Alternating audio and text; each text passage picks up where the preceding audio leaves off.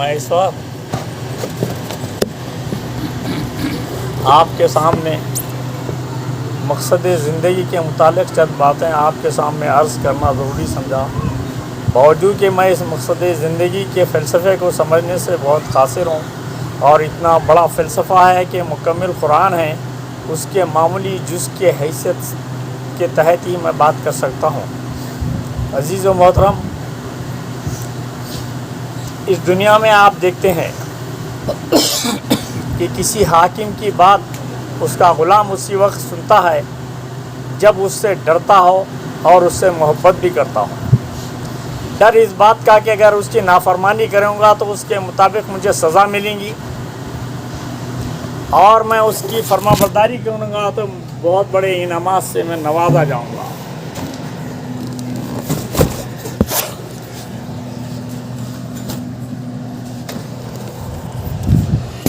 یہی جو بات ہے، انسان جو ڈرتا ہے وہ ڈر ہی کی بنیاد پر اس کی احکام کی تکمیل کرتا ہے۔ آپ دیکھتے ہیں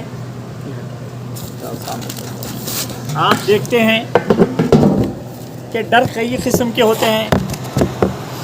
ایک تو سانپ کا بھی ڈر ہے، بچھو کا بھی ڈر ہے، چوروں کا بھی ڈر ہے، اور ایک پولیس کے ڈنڈے کا بھی ڈر ہے۔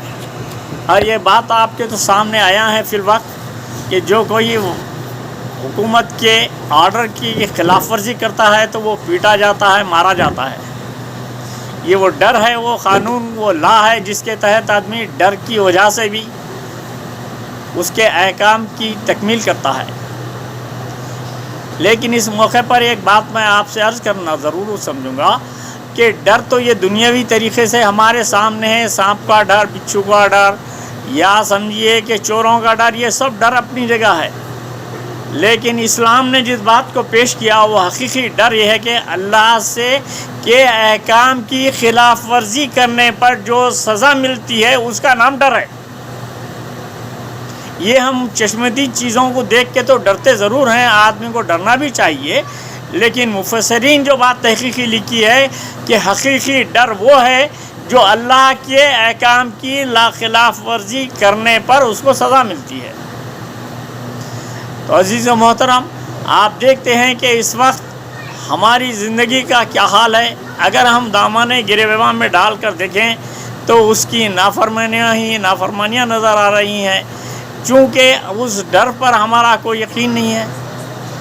دوسری طرف آدمی امید کی بنیاد پر، محبت کی بنیاد پر کسی کی فرما برداری کرتا ہے۔ تو یہی بات ہم اللہ تعالیٰ کے تعلق سے ہم جوڑ دیں، اللہ کے احکام کے مطابق ہماری زندگی کو جوڑنا چاہیں تو ہمیں یہ معلوم ہوگا کہ اللہ تعالیٰ کی فرما برداری میں بہت ہی ہم پیچھے ہیں۔ ہم اپنے آپ کو اللہ کے حوالے کیا ہی نہیں۔ مثال کے طور پر آپ کو ایک بات بتانا چاہوں گا، ایک باپ اپنے بیٹے کو اعلیٰ تعلیم دلانا چاہتا ہے، ڈاکٹر بنانا چاہتا ہے، تو اس مقصد کے تحت باپ اپنے گھر کو بیچ دیتا ہے، گھر کی پراپرٹی کو بیچ دیتا ہے، پوری اپنی توانائیاں پوری اس کو لگا دیتا ہے، بلکہ گھر بیچ کر کے کرائے میں رہنا پسند کر سکتا ہے، لیکن وہ اپنے بیٹے کے اس عزم کو تکمیل کرنے کے لیے اپنی قربانیاں دیتا ہے۔ یہ دنیا کے اندر بھی ایسا ہوتا ہے، لیکن کیا ہم اللہ کے ساتھ بھی ہمارا معاملہ ایسا ہی ہے؟ جب اللہ تعالیٰ کہتا ہے کہ جب تم اپنے مال کو ہم نے جو دیا ہے اس میں سے خرچ کرو، تو ہم گن کر جیب میں رکھتے ہیں لیکن خرچ کرنے کے لیے تیار نہیں ہوتے۔ گویا کہ یہ معلوم ہوا کہ ابھی اپنے آپ کو ہم نے اللہ کے حوالے کیا ہی نہیں۔ اللہ کی ذات پر ہم جو یقین کرنا چاہیے وہ یقین میں ہزاروں کوتاہیاں ہیں۔ علامہ اقبال نے اسی موقع پر کہا تھا کہ جو شخص، وہ شعر کو میں بھول رہا ہوں اس وقت، آج بھی ہو ابراہیم کا سا ایمان پیدا، آگ کر سکتی ہے انداز گلستان پیدا۔ جب ہم کامل ایمان اللہ کے حوالے کر دیتے ہیں تو آگ بھی اپنی فطرت بدل دے کر پانی میں تبدیل ہو جاتی ہے۔ حقیقت یہ ہے کہ ہماری زندگی کی جو پریشانیوں کا واحد سبب یہ ہے کہ ہم نے ابھی اللہ کے حوالے کیا ہی نہیں۔ ہم اپنے آپ کو نماز اور زکوٰۃ اور یہ شرعی طریقے سے جو تکمیل ہے یہ آپ کو اللہ کی منزل کی طرف جانے کے راستے ہیں، لیکن حقیقت یہ ہے کہ ابھی ہم نے اپنے آپ کو اللہ کے حوالے کیا ہی نہیں۔ جب آدمی اپنے کو کسی کے حوالے کرتا ہے تو کسی اور کی بات کو برداشت نہیں کرتا۔ ایک آفیسر اپنے کے تحت ایک غلام اپنے آپ کو دے دیتا ہے تو غلامی میں وہ کسی اور کی بات کو ماننے تیار نہیں ہوتا۔ آپ دنیا کے اندر ایسی بھی چیزیں دیکھ رہے ہیں، اور یہ اللہ کی ذات پر یقین کا معاملہ ہی تھا کہ آگ پانی میں تبدیل ہو گئی۔ اس وقت ابراہیم علیہ السلام سے پوچھا گیا تھا کہ ابراہیم تم مجھے بتا دو کہ یہ جو آگ میں تم ڈالے جانے والے ہیں تم اس سے بچا لیے جائیں گے، تو اس وقت آپ نے اتنی قیمتی الفاظ ادا کیے تھے، کیا اللہ دیکھ نہیں رہا ہے؟ تیری جبرائیل سے آپ نے کہا کہ تیری سفارش کی مجھے ضرورت نہیں ہے، کیا اللہ دیکھ نہیں رہا ہے کہ میں جلا دیے جانے والا ہوں؟ یہ یقین ایک کامل تھا آپ کا کہ جس کی وجہ سے یہ آگ بھی پانی میں تبدیل ہو گئی۔ دوسرے واقعے کو بھی اس موقع پر بیان کیا جا سکتا ہے کہ موسیٰ علیہ السلام کے مقابلے میں فرعون نے، آپ کا معلوم ہوا کہ آپ 50 آدمیوں کے ساتھ آپ ترک وطن کر رہے ہیں۔ جب بادشاہ کو فرعون کو اطلاع ملی تو اس نے یہ کہا آپ دریا کے کنارے ہیں، اور فوج اور لوگ ان کو یہ حکم دیا کہ تمام بستی والے ذرا بختر کے ساتھ نکل جائیں۔ یہاں ایک بات نوٹ کیجئے کہ جب اللہ کے مقابلے میں کوئی شخص اپنی زیادتی اور شان کی دعویٰ کرتا ہے تو اللہ تعالیٰ اس کی عقل کو معاف کر دیتا ہے، یعنی اس کو پاگل بنا دیتا ہے، جس کا وہ سبب تھا کہ 50 آدمیوں کے لیے 5 آدمی بھی ہتھیار والے کافی تھے۔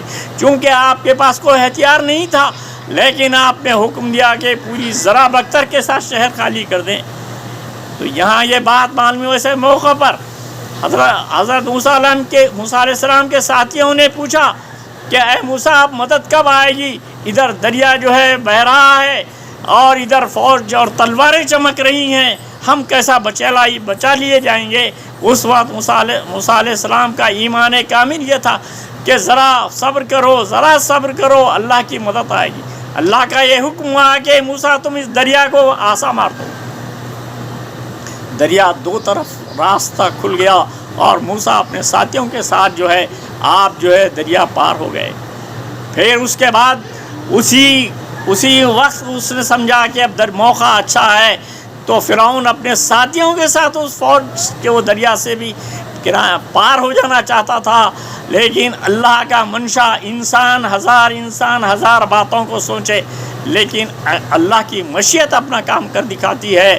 اور یہ کہا بھی جاتا ہے کہ اللہ کی لاٹھی میں آواز نہیں ہوتی، وہ غیب سے اس کو مقابل والے کو برباد کر دیتا ہے۔ جب وہ دریا کے درمیان کے سمندر کے درمیان میں پہنچا، پھر اللہ کا یہ حکم ہوا کہ 2 دریا آپس میں مل گئے اور فرعون کی ناش کو بچا لیا گیا۔ اللہ تعالیٰ قرآن میں کہتا ہے کہ ہم نے فرعون کی ناش کو ہم نے بچا لیا۔ کیوں بچا لیا؟ کہ وہ کنارے کئی زمانے تک پڑی رہی، مصر کے تہہ خانے میں ممی میں آج بھی اس کی ناش کو سنوار بنا کے رکھا گیا ہے۔ یہ بات اس لیے اللہ تعالیٰ نے کہا تھا کہ اس کی نافرمانی اور سرکشی دنیا میں کرنے والا کا جو انجام ہوگا، کہ ہم نے اس کو فرعون کو یاد دہی کے طور پر اس کو ہم نے باقی رکھا۔ اس لیے قرآن نے کہا کہ ہم نے بچا لیا، ورنہ اس نے بچنے کی کوئی حیثیت نہیں تھی۔ عزیز و محترم، آج ہماری زندگی کی پریشانیوں کا واحد سبب یہ ہے کہ ابھی نماز پڑھتے ہیں، روزہ اور زکوٰۃ حج دیتے ہیں، لیکن اللہ تعالیٰ کے احکام جو سامنے آتے ہیں ادھر سن کر ادھر سے اڑا دیتے ہیں۔ ہم اس کے احکام کی پابندی کرنے کے لیے تیار نہیں ہوتی، ہمارا نفس اس کے لیے تیار نہیں ہوتا کہ اس کی باتوں کو مانے۔ یہاں یہ بات کہی جا سکتی ہے کہ ہمارا جو معاملہ، معاشی معاملہ بھی جو اس وقت ہے، اللہ پر ہمارا یقین نہیں ہے۔ حضرت لقمان نے کہا کہ تم اس پرندوں کی طرف کیوں نہیں دیکھتے کہ وہ اپنے گھونسلے میں ایک دانہ نہیں رکھتا، وہ جب صبح سویرے نکلتا ہے تو سیر ہو کے واپس اپنے گھونسلے میں آ جاتا ہے۔